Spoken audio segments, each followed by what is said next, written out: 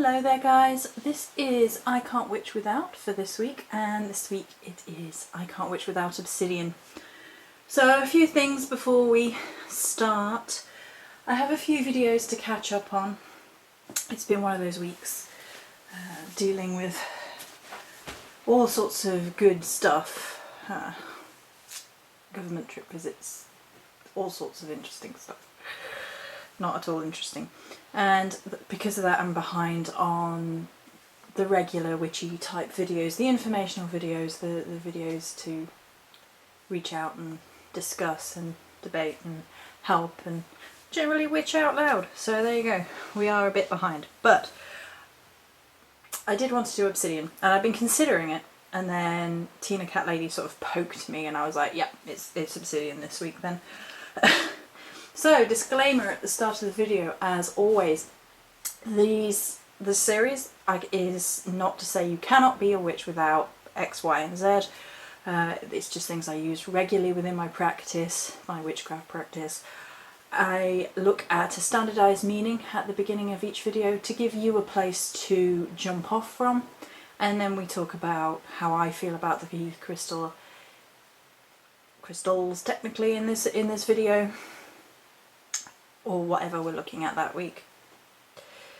So we will be reading the standardised meanings from the Book of Stones by Robert Simmons and Nisha Asian, and we're going to look at the different obsidian pieces which are in shot. And just to reiterate that, we have a few. We have a few of my many obsidians. I am surrounded by a few crystals, and obsidian is one of them. So, we've got some different shapes, some different types. We have mahogany obsidian here in both the arrowhead, which was a gift, and some tumblestones here. Melody sent the obsidian arrowhead. It's come all the way from overseas. Right, then we have Snowflake obsidian, and we have some tumblestones here and a palm stone here, and that was a gift from Hazel. We have a black obsidian obelisk here. A sort of, I'm not sure what they call them. I think they just call them spirals. It's a black obsidian spiral. Just sort of, yeah, there you go. You can see that there. And we have, this is a rainbow obsidian with the shine. They tend to be a little bit more expensive for the bigger pieces for the rainbow obsidian in this country. I don't know if it's the same everywhere else. And I tend to be like, well, it has to be a really nice piece energy-wise for me to do that, because I am happy to work with normal obsidian. So then we have black obsidian here. So this is a arrowhead, as you all well know by now. They're from the Morrigan altar, and they're on the Morrigan prayer wheel that I created, and I adore it. Sorry. And I love them. I love them a lot. And then they have some of the tumblestones, and then we have a palm stone, another palm stone, and then these are raw pieces, raw obsidian, and that's a raw obsidian here, and this chunky monkey here and this palm stone as well, I believe, were both gifts from Ange. And they have a gorgeous energy, especially the rough pieces. The raw pieces of obsidian I actually prefer personally. I think it's closer. It's okay. So here's the thing about obsidian before we even get into the meanings and talking about it.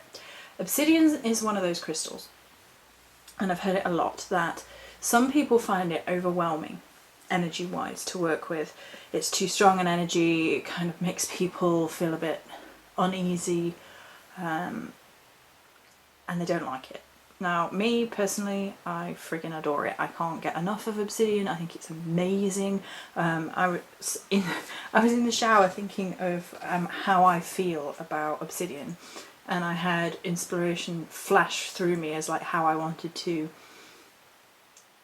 explain how I feel about it. I had to run butt naked out of the shower and write it all down on a piece of paper like a mad person. So there you go, too much information of the day. Enjoy that. But it does deal with, before we get into the basic meanings, it does drag things up, and some people just can't cope with that sort of, you know, facing everything head on, and it's very all the time. But then I work with the Morrigan, and her energy is like Obsidian infinity. So it really doesn't worry me at all. Okay, so we're going to read from the Book of Storms. I was going to say Book of Shadows then. No, we're fine. My brain is at least a little bit ahead of itself. Obsidian is a glassy, silica-rich volcanic rock with a hardness of 5 to 5.5. It is an amorphous stone. Sorry, that was on two different lines and that confused me a minute. Meaning its structure contains no regular geometric pattern. It's been used to make arrowheads and other tools since Paleolithic times. The name Obsidian is derived from the name of the ancient Roman Obsius. Most frequently black or dark brown, but can also be grey or green. Okay. Keyword: psychic protection, grounding, cleansing of negativity, spirit communication, element earth, chakra, root. From Robert Simmons. Black obsidian powerfully eliminates negative energies in oneself and one's environment. It is a psychic vacuum cleaner, cleansing the auric field of disharmony, negative attachments, astral plane, junk, and one's own emanations of anger, greed, fear, resentment, etc. It is a strong grounding stone, stimulating the root chakra to make its connection with the earth star chakra below the feet and into the deep core of the earth. Black obsidian is useful for all types of scrying, including spirit communication. You often see, I guess, spirit mirrors, scrying mirrors, made out of black obsidian. They seem to be the modern scrying mirror of choice.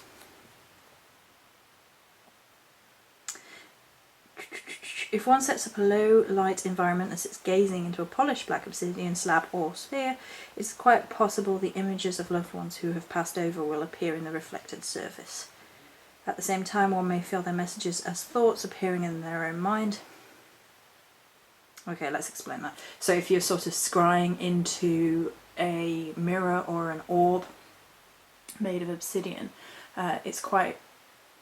the way I explain it is, it's like you get flashes of insight, and it's a little bit like if you were dreaming but you get like you're awake, or it's a little bit like when you access memories and you can remember it in your head but you don't see it out loud, and when you're scrying you may get images and feelings and things centering around that idea. Harmonizes with jet, black tourmaline, smoky quartz for grounding. Moldavite can raise its vibration and build a more active energy for self-transformation. Blimey. That would be interesting. Amber brings a healing influence, and so on and so forth. Okay, because we've got a lot of meanings, because we're going to look at the rainbow meanings, the snowflake meanings, and the mahogany meanings as well. Black obsidian's energy is that of protection, and this is Neja Asian. Its frequency seals the aura and removes energetic attachments, hooks and cords. Absolutely. And if you want to use black obsidian to tie, cut, or anything to do with energetic vampirism or energetic ties into the hook, and you want them gone, black obsidian in an arrowhead or sharp form is perfect. Perfect. Perfection.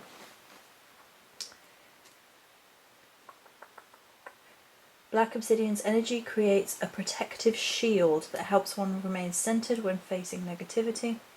Black obsidian's protective energy also extends to the level of the mind, illuminating negative thoughts and mental habits.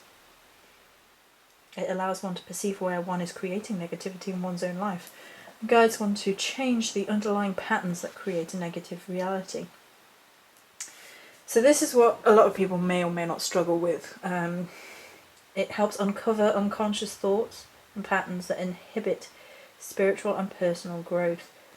The patterns that can contribute to addiction, abusive behaviour towards oneself or others, negativity, scarcity, and other undesirable traits. It basically brings all this into your face and makes you deal with it, and it can be very overwhelming. But then, like I said, the Morrigan does that plus infinity, so there you go. Spiritual meaning. Assists in recognizing where one is holding negativity and helps one to illuminate and cleanse negative emotional patterns from the aura.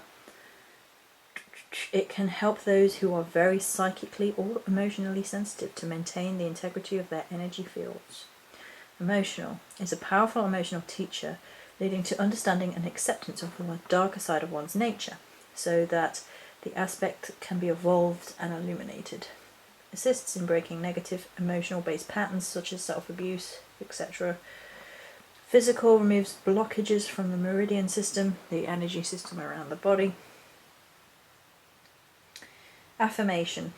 I cleanse my energy field of negativity and ground myself to the earth's heart. Okay. So Snowflake Obsidian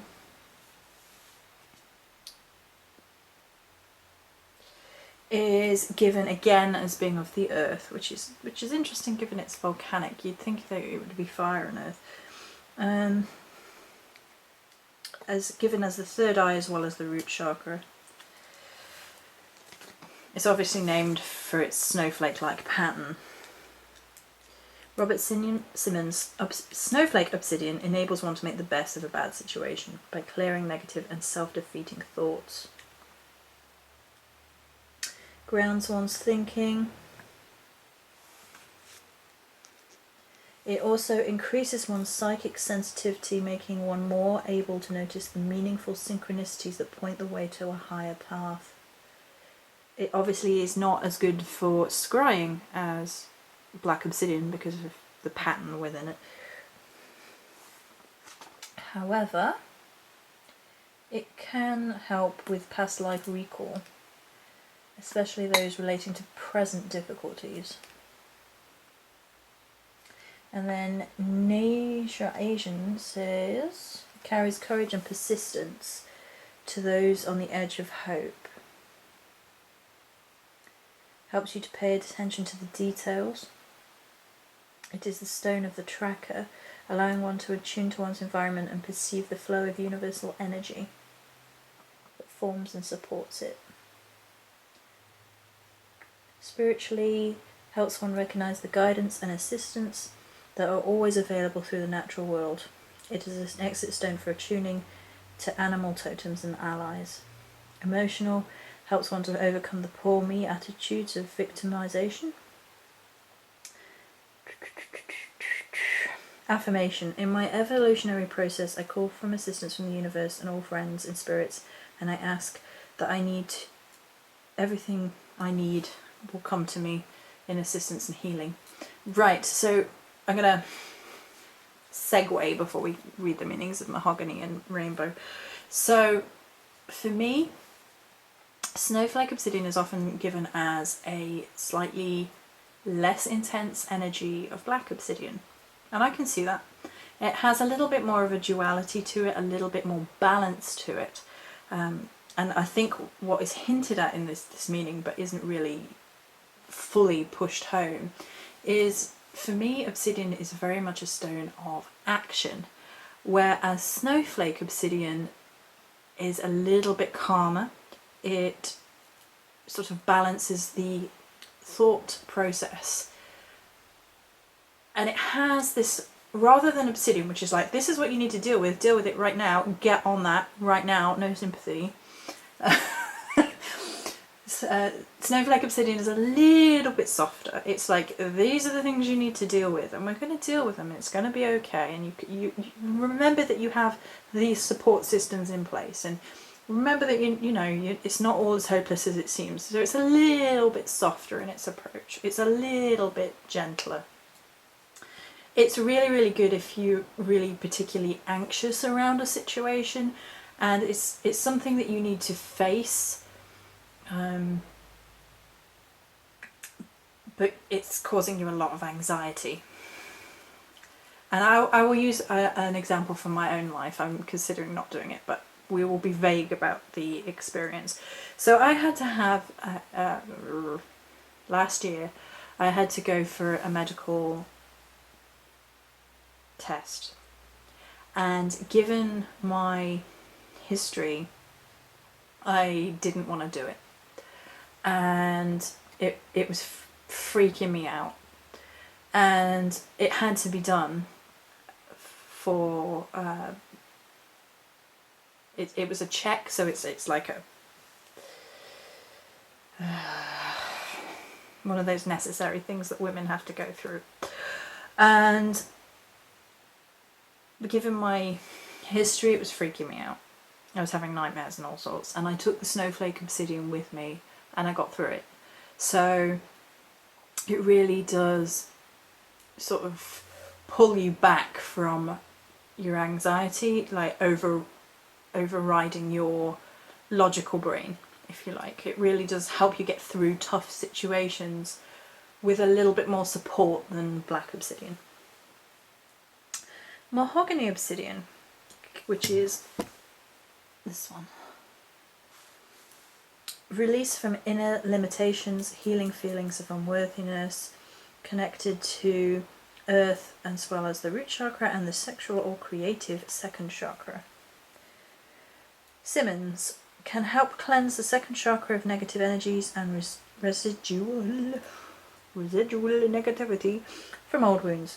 Such fixations can block the flow of one's creative energies or create problems in the full expression of one's sexuality.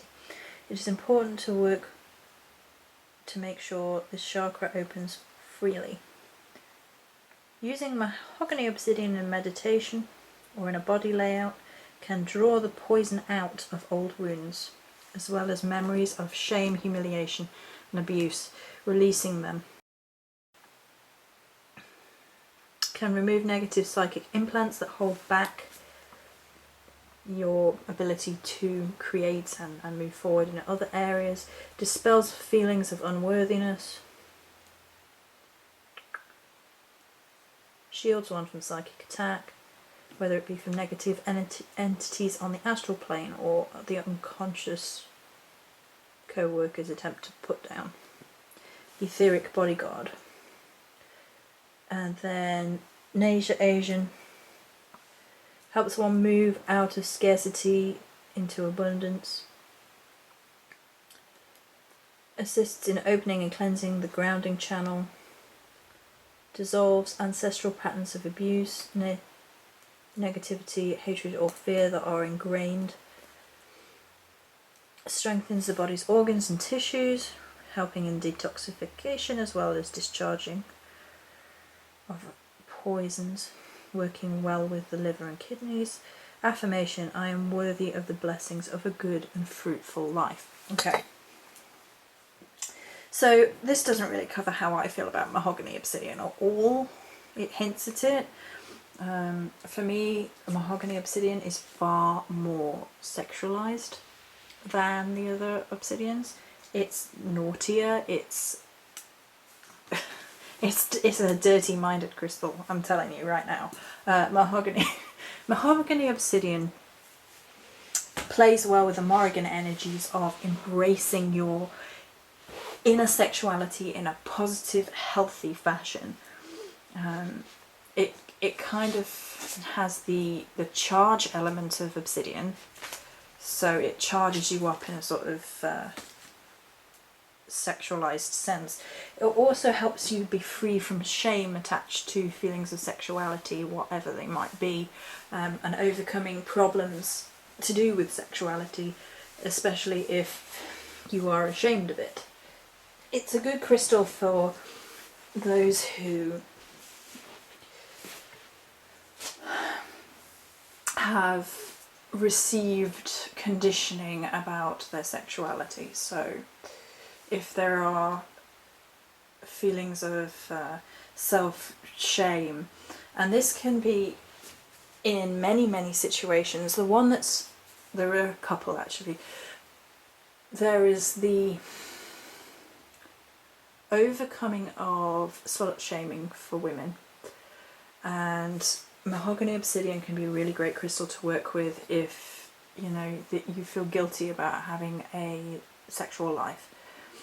And then on the other side of it, if your sexual preferences towards whom you love and wish to engage with in healthy sexual conduct with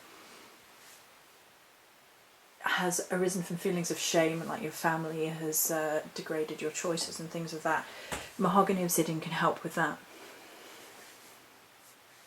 It can also help survivors of abuse. So there you go. I don't think the meanings really covered how I feel about Mahogany Obsidian in particular. And so then Rainbow Obsidian, and I've only got this one, and this is not going to show very well, I don't think. I think you can sort of see the grey sheen. Come back, you. Right. Again, Earth and Root.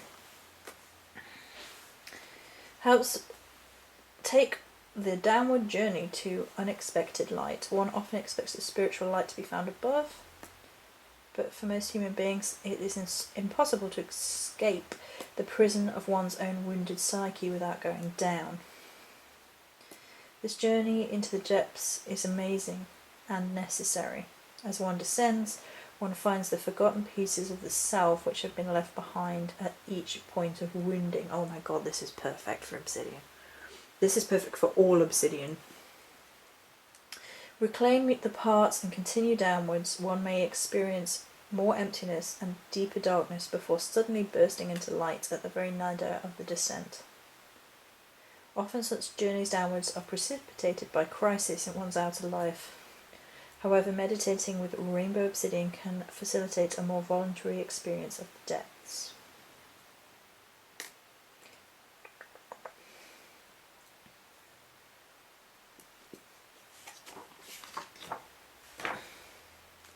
Shares an affinity with the Rainbow Moonstone. So using them together for that sort of reclaiming of oneself, the putting back together of oneself, the healing of oneself. Oh wow, I've got more in here. I haven't got any Peacock Obsidian. Oh, I want some of that. Look at that. Peacock Obsidian has flashes of red, gold, green, violet, orange and or blue. Oh dear. Yeah.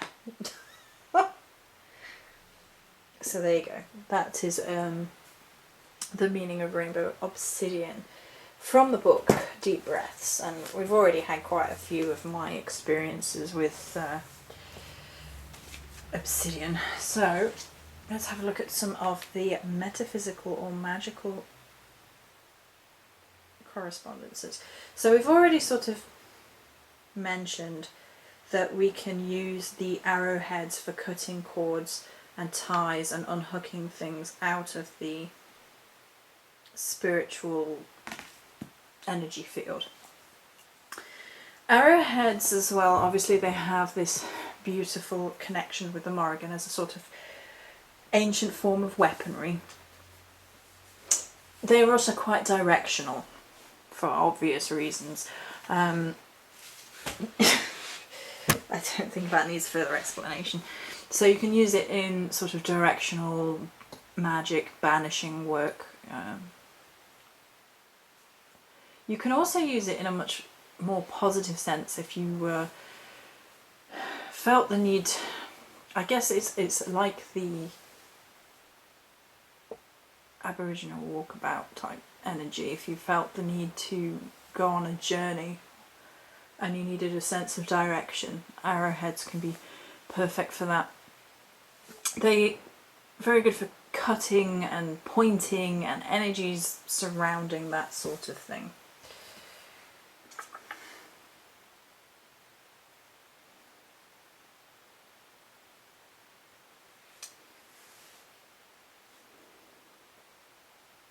Associated with Pluto, Saturn, Scorpio, Sagittarius, numerical values of 3 and 7. Right, so those are a few extra correspondences. Okay, so I wrote down how I feel about Obsidian and the energies that come to me when considering Obsidian. The Dark Goddess, the Dark Veil, the portal to the energies of the Primal, be it god or goddess. The fires of destruction and creation in motion and then frozen in time and sort of emanating from a place of power. A glimpse into the endless night. The eyes of wild forest creatures at night as light passes them by. The dark shining scale-like armour of the dark or fire gods in full war get-up. It's reminiscent of dragon scales with the energies of fire and power moving through both. It also links into me to the energy of Ouroboros, often depicted as a serpent or dragon, the endless cycle of destruction and creation, death and rebirth. So those are how I feel about Obsidian. For me, it is quite warlike. It has this energy of the very depths of primal energy. It is more about death and destruction as well as life and rebirth. The necessary destruction of things in order for more fertile things to be created. It's like the destruction of a volcano that a volcano causes, and then afterwards the land is the most fertile land imaginable. It reminds us of sort of the death card from tarot, that things need to end before new things can begin and be renewed. It's quite directional as an energy as well. It will pull you forward. It will take you by your bootstraps and drag you. And this is why a lot of people find it really difficult to work with Obsidian in general, because it makes you face things. It's very protective and shield-like.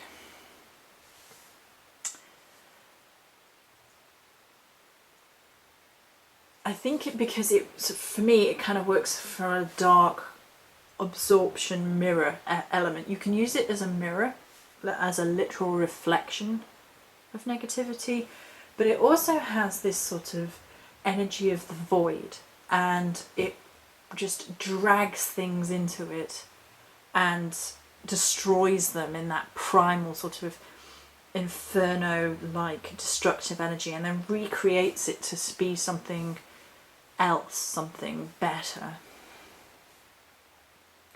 It's a crystal of power, and this is not mentioned in any of the books, I don't think. It really is a crystal of dominating will, and this is one of the reasons I think it's associated with the Morrigan and warrior energies and things of that nature, because primal energy takes no prisoners. It's just strong and warrior and unyielding. You can't argue with the primal nature. You can't argue with a volcano. You can't argue with an earthquake. You can't argue with it. It just is. And it has that very, very primal, veil-like state of affairs. It's got that energy which is bigger than humanity, that humans are sort of powerless to stop it. Obsidian is an ally crystal. Though I would argue against anyone who said that you could get dominion over Obsidian. It's a crystal that I think demands respect, and it will shower you with gifts, but on the other side it's up to you to really realise that they are gifts, because there's that churning process where it's a little bit chaotic and you can feel like you're being dragged in a million different directions and being remade, and it's not an easy process to really and truly be remade, and a lot of people don't like it, can't hack it, you know, it's too much, but being remade is often necessary for all sorts of reasons. And you can tell the people that have been through life-shattering experiences and have been remade. I'm honoured to call a couple of them my dear friends, and they are a different tribe of people. And Obsidian really encourages you to be that way, to see all these destructive things in your life and like, this, you are doing it, you know, this is what you are doing negatively, this is what you are doing destructively, deal with yourself. The Morrigan's very much like that as well, of course, and so the energies do align really, really well. I think Obsidian is a fractional insight into the energy of the goddess Morrigan.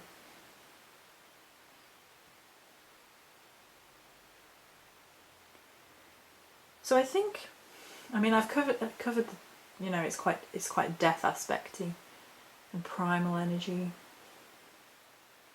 It's quite protective as well, and I think this is the last thing we will discuss and then call it for this video in particular. So Obsidian does have a very strong protective energy, and I think this is why a lot of people go for it initially, thinking I want a crystal of protection, and this is really recommended as a crystal of protection, and it really does work as that energy, but it's very much like a lioness defending her cubs. However, it really does resonate around the personal responsibility that you hold for your own protection. You can't just, I don't feel personally you can just take any crystal and expect it to just work for you, or at least not well. But Obsidian has more of that duty and responsibility to work with it, to form a connection, to connect to the spirit of the crystal and work with it in ally, because again, you know, it's not a crystal that you can really have dominion over. It's just, in my experience, it's a mutual symbiotic type relationship of respect. So that's it for Obsidian. Many blessings.